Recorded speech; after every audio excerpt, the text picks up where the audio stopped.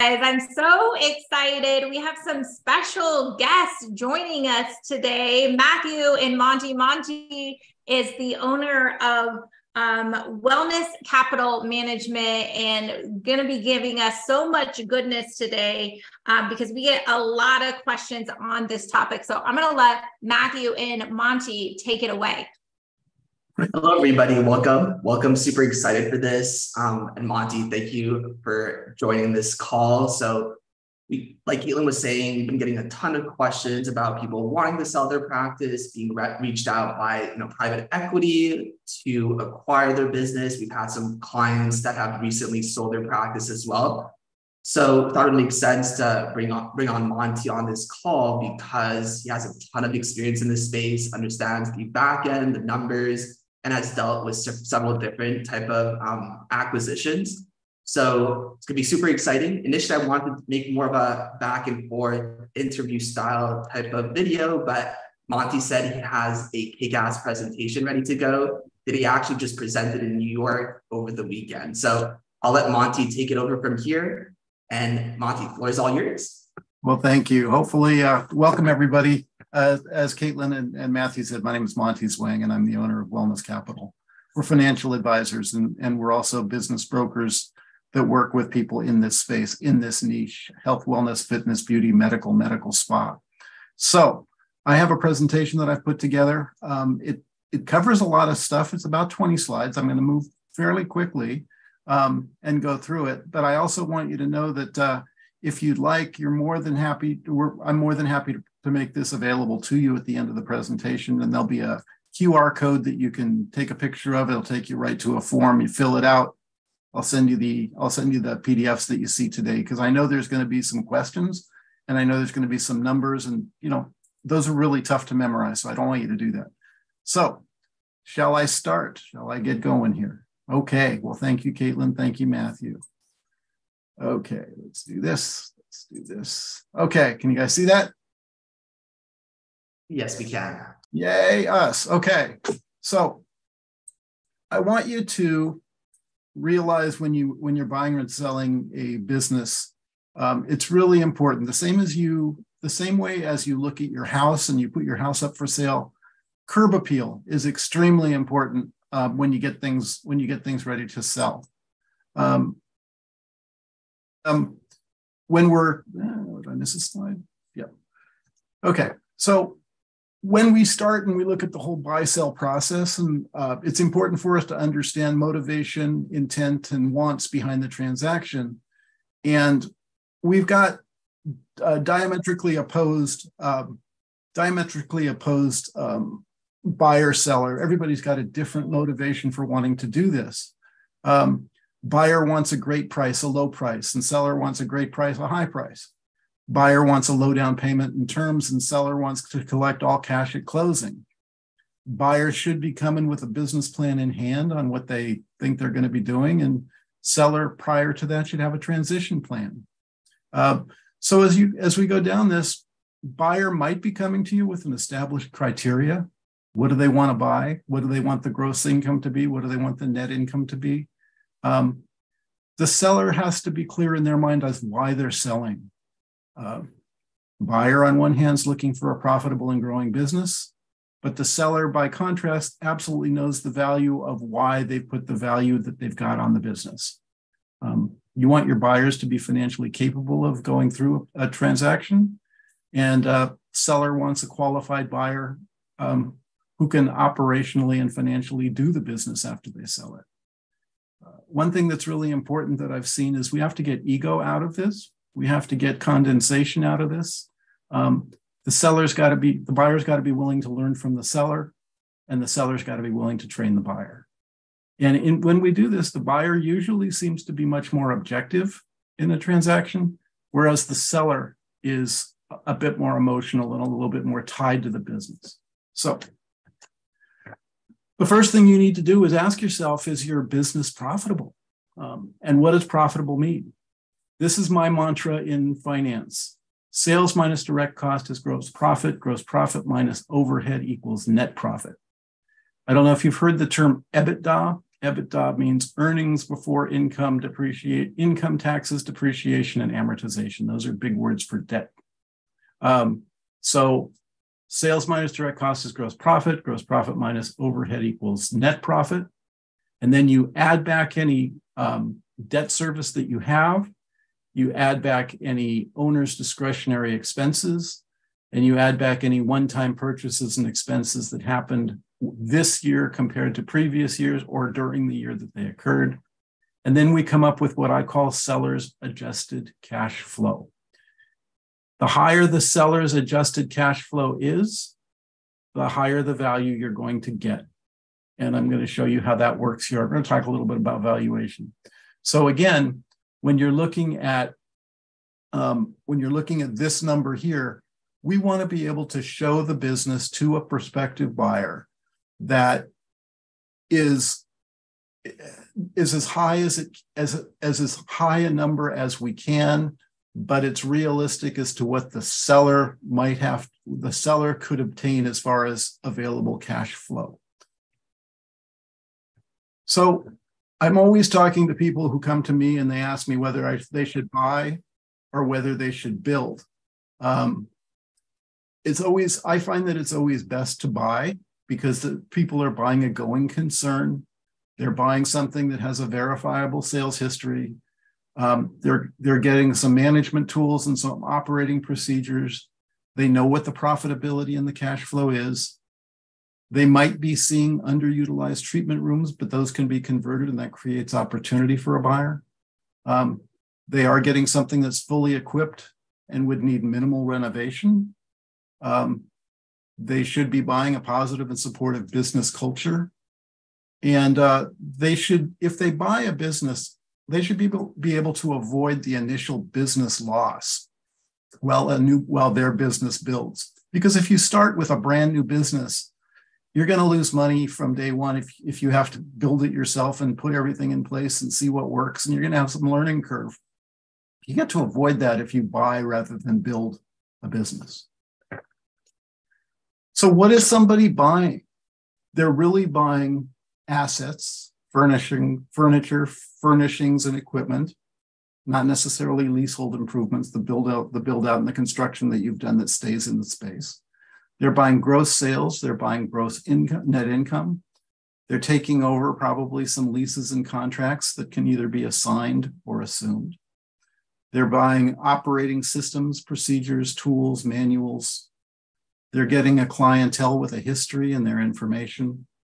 And they're buying existing marketing programs. What they're not going to buy, and this is something that I face as well, is that just because you have a business doesn't mean that somebody's going to want to buy it or see a value for it. They are not going to buy a business that has never made a profit. They're probably not going to buy a business that has, we're not really selling unrealized potential or changes that they could make in order to increase their profit. And they're not buying blue sky, sweat equity, years of pain, anxiety, sweat, and tears. They're buying assets and cash flow. So business curb appeal is a great exit strategy for you. It puts your business in the eyes of a business owner. And the first thing that you need to do is you need to get your books in order in business. Get your books and records and the performance of your business in a definable term so people can see it clearly. How profitable are you? What's my profit? What's my sales trends?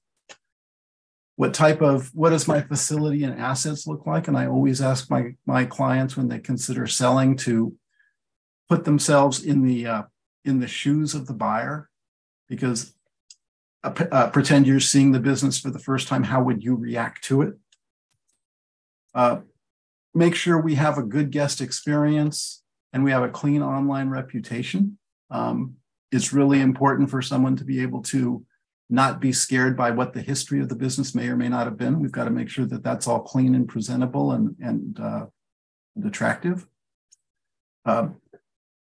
Recognized branding is a great thing for people to make sure is clear and understood, because the buyer wouldn't have to go back and reinvent that. The guest in the mailing lists, are they in order? Are they clean? Are they current? Those are good things to put in place and make sure they are clean. Leases and contracts, can they be assumed, or what are they, or what's the existing term and balances on those? So again, put yourself in the buyer's shoes. Understand when you sell a business that it's important for you to understand what the buyer will be looking at and how easy and accessible and timely and clean this information is. It eases in the transition. So that's the physical curb appeal. The financial curb appeal is important too. And when you get a business together, one thing that's a fear of a lot of buyers is the owner is doing more than 20 or 25% of the services. It's really important that the owner is not the business, that the business is the business and it's generating cash flow independent of what the owner is producing. So when you're looking at preparing and getting ready for curb appeal, take yourself out of the business. Make sure that that revenue and that profit is being generated by somebody else, because you may not be around after they buy the business. Take a look at your sales volume. Can you demonstrate that it's growing in a positive direction, but yet it's not quite at capacity? Look at your profitability. Has it been consistent? Is it sustainable? Is it growing? On your balance sheet, is your equity positive? Do you have good business credit? Are your assets free and clear of any liens? And is there clear title there? Much the same as when you buy a house. Financial data needs to be well organized. It needs to be clear, and the numbers need to be defensible. I always encourage my clients to understand all this before they take a business to market, because I want my sellers and my clients to not to be put on the defensive if they get asked these questions. We got to have it ready to roll. We got to understand it. We've got to know, we have to know our business, and we don't want to take a great deal of time to go and ask somebody, because it really doesn't show very well curb appeal wise. So I think it's important to demonstrate that you've got a good financial process and the tools that can be transferred. And when I say that, I'm thinking of things like your accounting process, your bookkeeping, your point of sale, your EMR. All of that makes this transition really, really easy. And then you have to also identify, before you take this thing to market, possible financing opportunities, because we want to make it really, really easy for people to take over this business. And the value is driven by motivation. The reason the seller is selling will influence the price. And frustration and burnout on the seller side usually winds up with an undervalued business. No financial evaluation and no research equals an unrealistic value, and an unrealistic value turns into no sale. So how do we calculate this value? This is the big thing, and there's a number of different ways of doing it. I want to make sure that whatever is being purchased is sustainable and payable by the debt service that the buyer takes on. But value is determined by a combination of multipliers of gross sales and adjusted net income. So gross sales, when I say them, is what I call product, services, and packages. They're not gift certificates, unredeemed memberships, or prepaid series.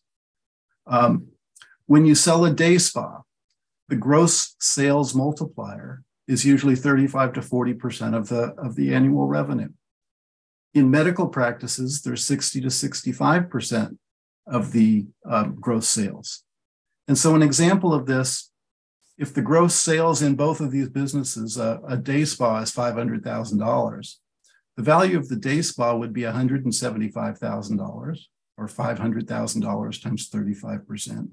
The value of a medical spa would be $300,000, or $500,000 times 60%. You guys now know more than about 95% of the people that are operating businesses. So that's one end of the valuation. The other end of the valuation is the adjusted net income. Net income should be adjusted to reflect the business as though it has no debt, no discretionary or one-time expenses. These should be added back to show seller's adjusted cash flow. And so an example of this would be in these two spas. In a day spa, the multiplier on the adjusted cash flow is 3 to 4 times. In medical practices, it's 2 times. So let's just say in both cases that the seller's discretionary cash flow was $150,000. The value of a day spa would be $450,000 or 150 times 3. And the value of a medical practice would be $300,000 or 150,000 times 2. And then I take a combination of those. The combination of those two is going to give me the value. In gross sales, if the spa was $175,000 in gross sales and the spa was $450,000 in discretionary cash flow, take an average and that'll give you a value. 175 plus 450 divided by 2 is 312.5. That would be a value. In a medical practice, $300,000, 500,000 times 60%, medical discretionary cash flow, $300,000. Add those two together, divide them by 2, and $300,000 is a good range to start with. Now, I can hear, and I do hear, what if I feel that value is too low? What if I really think my business is worth a whole lot more? What can I do? One of the people, let's go see what the next slide is here. Okay, I'll come back to this in just a second. Oh, I'll get there in a minute. As we know, right now, today, private equity firms are buying and rolling up medical spas in today's market. The adjusted net income multiplier varies depending on the number of medical spas the company owns. Be careful what you negotiate. And we'll talk about that in just a second. But under 8 spas, the current multiplier is somewhere times 6 to 8 times the net income. Over 8 spas, the multiplier seems to be 8 to 12 times. An example here, let's say you have 7 spas, the adjusted net income is 1.05 million. The estimated value would be that 1.05 times 7. My mistake, I have a 2.1 number in there. So the estimated value would be 7.35 million. If you have 15 spas, the adjusted net income might be 2.25 million. Estimated value is 2.25, times 10, which is 22.5 million. So you can see that the value changes based on the number of spas, the amount of the net income, and the number of units that you have. So, is there asset valuation? Sometimes happens as an alternative method of valuation. If there's not enough adequate value using the multiplier, assets may determine value. We all own a lot of equipment. We all own a lot of devices. There's a lot of value there, especially if we don't owe a lot of money on them. And so the buyer must be able to achieve a reasonable financial return, 8 to 10% on their investment in the assets. And sometimes key money is the term if the landlord controls the assets. Sometimes you have to go in and the landlord has, if the landlord has got control of the space and it's vacant, but the space is there, you may have to pay the landlord what they term key money. You own the assets then, but you have the ability to lease the space. That happens a lot in big urban markets like New York, what I just came back from. But most of the time, the value received for assets is significantly less than the seller's initial investment. Blue sky is not an asset, and neither is business potential. They're buying what's there. They're buying assets. They're buying liabilities. They're buying gross sales, and they're buying net income. So, negotiation, give and take. You got to be able to think your way through and give and take on price, the terms, whether it's a stock or an asset sale. The transition plan gets negotiated and what the seller's future role is going to be. You get to choose a closing agent. You get to allocate the value, and that's a term that you take the value and divide it up into what you're actually buying. Is inventory included? Is there a premises lease that's going to be assumed? What type of liabilities is it going to take on? Is there any gift certificate liability or gift series liability? As well as make sure we know how and when the staff is going to be communicated to. So the deal process, first of all, there's a letter of intent. Then there's a purchase and sale contract, which is non-binding until the removal of all the contingencies. There's a due diligence period when people evaluate the assets and the financials. Then the contingencies get removed, and then the business gets moved into an escrow. There's a closing, there's a transfer and possession, and then training and transition happens. So this is the process that we go through. The conditions and contingencies, usually there is an offer for a price, providing that certain things check out. You want to make sure the buyer's going to want to make sure that the assets and the equipment work. So there's going to be a physical inspection. There's going to be books and records they're going to review, and they have to approve those. They got to look at the premises lease, and they got to have that assigned so they have a place to operate the business. And usually, if they're getting bank financing, the premises lease needs to coincide with the length of the premises lease. The lease needs to coincide with the length of the note, because SBA, if, for example, if they're going to give you a 7-year term, they're going to want to see a 7-year lease. If you're going to assign any of those leases and contracts. And here's where the buyer's side is important. The buyer needs to approve the seller's financial condition and operational history. The buyer's approval of seller's financial condition. There also has to be a seller's approval of the buyer's financial condition. Is this going to be conditioned on financing? Are there any, can we give them clear title? We have to put in there that our attorney can review and approve any type of transactions. There should be a defined transition plan, and there has to be an escrow closing date set.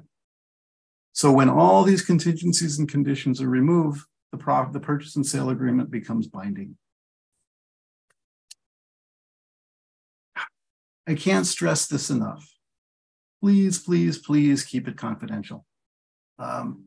The only time anyone should know that a business is being sold is after the close of escrow. Only your professional advisor should know. You don't want the gossip on the street. You don't want your competitors to know. You don't want your staff to know. All of these things that could impact your ability to operate.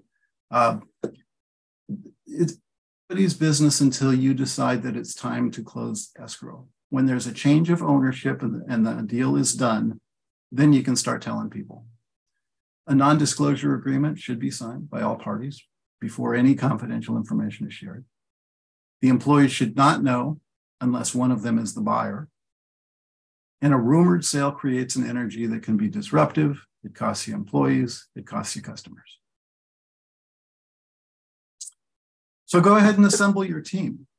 You know, you're gonna, if there's gonna be, you need to know business partners, your CPA, your bookkeeper, your attorney, your consultant, your lender, and a broker are all part of this team. And one thing I wanted to say about lender and value is if you're having difficulty justifying a value and you have a relationship with a lender who you've worked with, make them the bad guy. Make them the ones that tell you what the thing is worth. Because if they're going to loan money on it, they've got a value in mind based on what the cash flow is going to generate. So how am I doing for time? I said half an hour, right? I know I moved. I feel like I'm talking pretty darn quick. But you know, if you want to talk about your specific opportunity, I'll happily do it. If you want copies of these PDF slides that I just used, there's a QR code. Scan it. It'll take you to my website. There's a form you fill out. Tell me in there that the name of the class was Business Curb Appeal. Otherwise, you might wind up getting my financial stuff from New York. I hope to hear from you and be able to answer any questions for you. I'm done. Okay. Myself. So thanks, Monty. That was a great information. And I'm so glad that you created that QR code, because there were a lot of different formulas to be looking at and great checklists that people should really be thinking about now, because it really never is too soon for getting your house in order. I loved what you shared about one, you know, keeping it confidential, because the type of energy that it brings is both positive and can be negative at the same time, and just a real disruptor to the business. I can't tell you how many clients I've worked with that, they, in essence, because they, they went into negotiations, they thought it was a done deal and lost, 6 months to even a year of doing business because they were so distracted and thought the deal was done. And then only to come to find out that it just wasn't happening. And man, did they lose progress. So I love what you shared about that. Let me just respond quickly to that, because if you're deciding to sell your business, don't change the way you're operating your business. Keep operating as though you've been operating it and you plan on operating it for the next 30 years. Don't get yourself into a seller's mindset, because the whole growth and profitability and energy that goes into your business is different than it is if you're trying to grow it yourself. Mm-hmm. Well, you gave us a list of, in essence, assembling your team. And, those attorney fees really can rack up.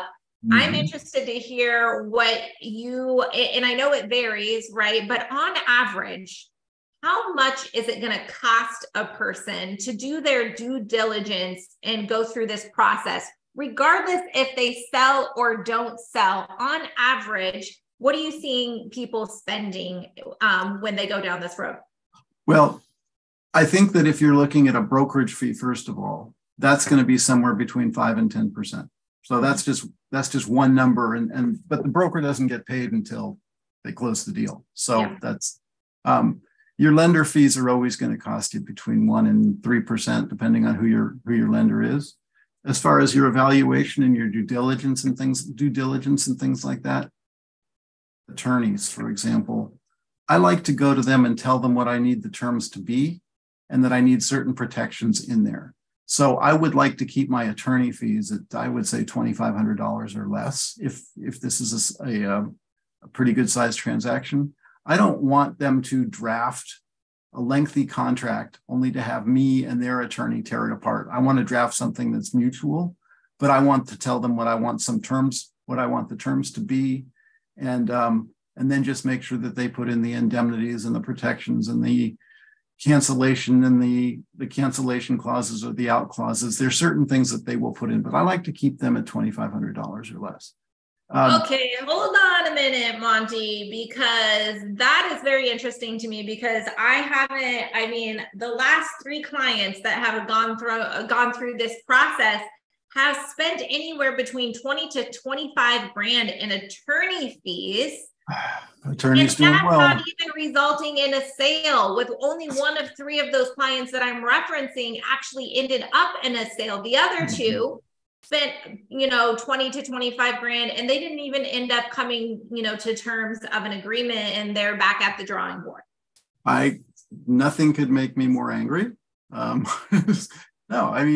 if we are controlling the transaction and we are in control of what we want in those deals and those contracts, I don't want my attorney drafting something from scratch. I want them to utilize their existing experience. I want to talk things through. And again, the longer number of names on that contract or that legal firm, the more expensive your contract is going to be. I like to use my professionals with a purpose and with clear intention. This is what I need from you. This is what I need this to say. And it's the same thing with your CPA. You know much more about your business than they do. All the information that you get from them, we need taxation information. We need to know what this is going to cost us, because you can't sell a business that you've started from scratch and get a real good dollar amount for it without knowing that there's going to be some tax implications. So we need to try to mitigate that beforehand, so we know where we're going to wind up. Yeah. You said some important things in there about, coming prepared of, this is what I want, this is my intention, going to the right professionals that have experience. So going to an attorney that, has M&A, experience, right? Not a divorce attorney or not your neighbor that does family practice, right? My brother-in-law. Yeah, that they're really specialized in it and not, learning it as they go per se, because they might give you a deal and be a little bit cheaper, but in the long run, it's going to take you a lot more time. You're going to spend more money because you're going to do all this back and forth. Mm-hmm. So do it right out of the gate. Know what your intentions are going to be. And if that doesn't work out, be willing to walk away and not be attached to the sale, right? Exactly. It's a transaction, and it's, even though we're emotional about our business, it's not an emotional event. It's just a process that we have to go through. Yeah, absolutely. All right. Well, let's wrap up. We'd like to keep it 30 minutes or less, but thank you so much, Monty, owner of Wellness Capital Management. We're going to link up access to his slide deck, because there are different, formulas and checklists that you're going to want to keep handy, whether you are interested in selling your practice this year or a decade from now. It is never too soon to start setting yourself up for success. Not only are you going to get a bigger multiplier at the end of the day, but you're going to save yourself time, money, and heartache, and you're going to be doing things right in the first place that is going to help you to continue to grow and scale your med spa. So Monty, thanks so much for joining us. If you like this content, make sure that you share it with other med spa professionals and team members, and join us every single week live right here. You can find us on YouTube, Facebook, Instagram, or on Zoom every Wednesday at 2:30 Central Time. Thanks so much, guys, for joining us. See you next week.